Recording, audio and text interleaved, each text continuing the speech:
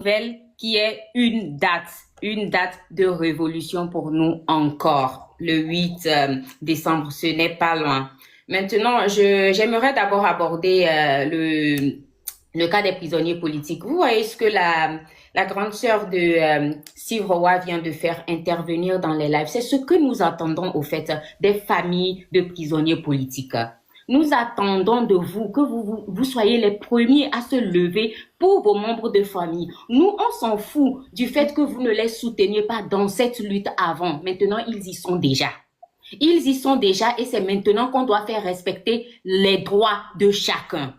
Donc, levez-vous et aidez-nous.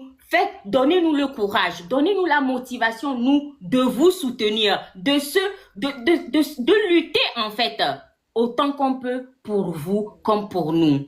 Je ne vais pas trop prendre du temps, je ne me suis pas trop gênée non plus pour préparer ce live parce qu'en réalité, il n'y a rien que vous, les Togolais, vous ne savez déjà. Il n'y a rien que nous, ici, allons vous apprendre sur la situation géopolitique du Togo. Donc, au risque d'oublier tout ce que j'ai à vous dire ou bien des choses que j'ai pour vous motiver, j'ai dressé une petite liste de questions que je vais poser aux 4800 connectés aujourd'hui et tous ceux qui vont suivre ce live après. Cette liste de questions, je l'ai bien préparée pour vous. Et je souhaiterais que consciemment, si vous êtes un Togolais, que vous écoutez mes questions et que vous répondez parce que quand vous répondrez, si vous trouvez à la fin de vos réponses que vous êtes satisfait avec la situation du Togo, alors vous pouvez ne pas sortir le 8. Mais si vous répondez à une seule question ou même à plusieurs, j'en suis sûre que vous allez répondre négativement à plusieurs questions, alors sachez-le, on n'a plus besoin en fait de vous dire quoi que ce soit. Vous savez ce que vous devrez faire le 8 décembre prochain. Vous savez comment ça s'est passé. Le Madagascar s'est inspiré de nous. Le Népal, on a tous vu. Alors, il n'est pas temps de laisser la lutte togolaise. Nous devons maintenant se lever pour nous-mêmes et prendre notre révolution à cœur. Du coup, je vais vous lire les questions que j'ai préparées pour vous. Et bon, vous pouvez répondre, hein, vous pouvez répondre en bas. Et ceux qui vont le voir après, ils pourront répondre pour eux. Alors, en tant que Togolais, as-tu peur de marcher le soir seul dans ta ville sans avoir peur des arrestations arbitraires? Penses-tu que tu peux parler librement de politique sans risquer d'être surveillé, d'être humilié ou fiché? Je parle de politique en disant que si tu peux dire que ça ne va pas, que les choses ne vont pas parce que on a vu tous affection, on a vu grâce. C'est de ça que je parle. Dire tout simplement que les choses ne vont pas. Est-ce que tu peux parler sans risquer d'être fiché? As-tu l'impression que ton pays, le Togo, te protège ta santé, ta sécurité et ton bien-être? Quand tu regardes autour de toi, vois-tu des routes, des hôpitaux, des écoles qui te donnent toi envie de rester au Togo? As-tu déjà vu un quartier populaire bénéficier d'un vrai projet de développement durable sans favoritisme ni corruption, que ce soit dans le domaine de l'éducation ou dans la culture ou tout autre domaine? Alors, as-tu déjà vu un concours public organisé de manière honnête, sans piston ni favoritisme? Je ne crois pas. Crois-tu que ton diplôme, pour ceux qui ont des diplômes, pour ceux qui ont étudié, crois-tu que ton diplôme suffira à te garantir un emploi digne au Togo? Vous les étudiants du Togo, aujourd'hui, y a-t-il des outils numériques, des bibliothèques ou même des campus modernes? On sait tous que non. As-tu déjà entendu un ministre annoncer une réforme éducative qui a vraiment été appliquée finalement? Jamais, je suis sûre. Penses-tu que le Togo valorise sa jeunesse, ses ingénieurs, ses chercheurs, ses inventeurs, si on en a?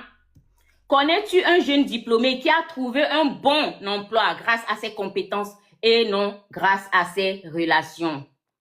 Crois-tu qu'un jeune sans parrain politique peut créer une entreprise sans être étouffé par les taxes, les tracasseries ou la corruption au Togo? Penses-tu qu'au Togo, le travail bien fait est récompensé? As-tu déjà vu un jeune promu pour son mérite et non pour son appartenance à un clan?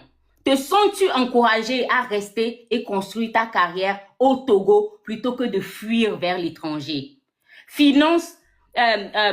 Penses-tu qu'une certaine organisation peut financer ton développement personnel? As-tu accès à un prêt bancaire sans garantie impossible à payer? Vous savez comment ça marche dans les banques, juste pour lancer ton projet. Peux-tu investir sans craindre que ton entreprise soit ruinée par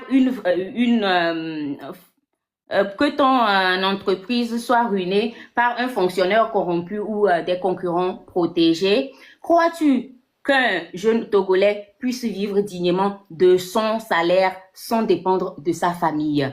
As-tu l'impression que l'économie du pays tourne réellement autour du travail productif et non de la politique et des privilèges pour certains? Penses-tu que ton avenir au Togo dans les 10 ans prochains est brillant?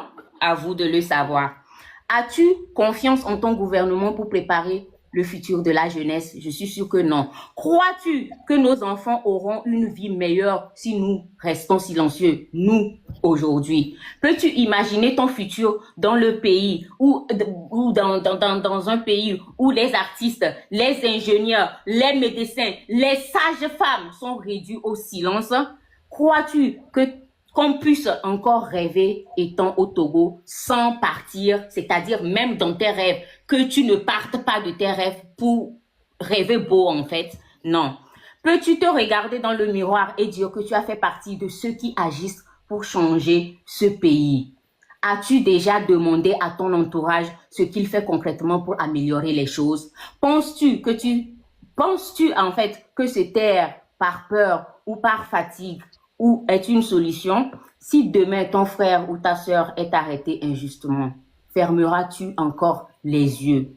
Quand tu compares le Togo aux pays voisins, Bénin, Burkina Faso, Ghana ou encore plus loin, es-tu vraiment fier de te tenir parmi ces nationalités et dire que tu es Togolais?